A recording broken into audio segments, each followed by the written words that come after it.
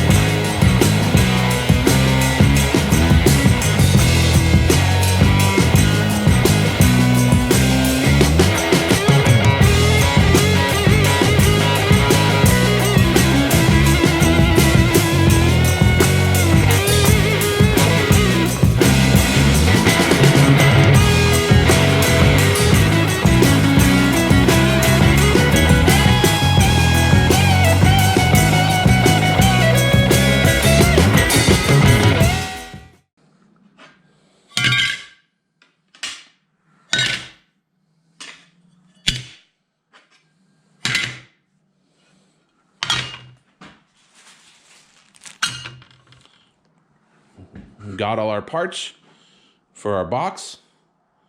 It's cold in here, so I'm gonna crank the heater up, crank the music up, and get it knocked together.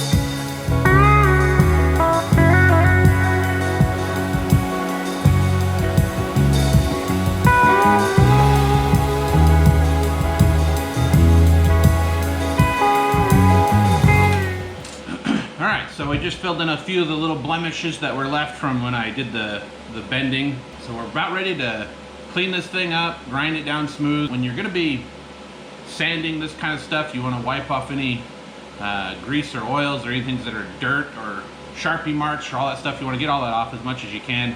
I don't wanna have to grind these welds around here down or any of the other welds left on this thing. I wanna be able to leave them as welded. So I'm gonna go ahead and get this thing sanded down with 120 grit.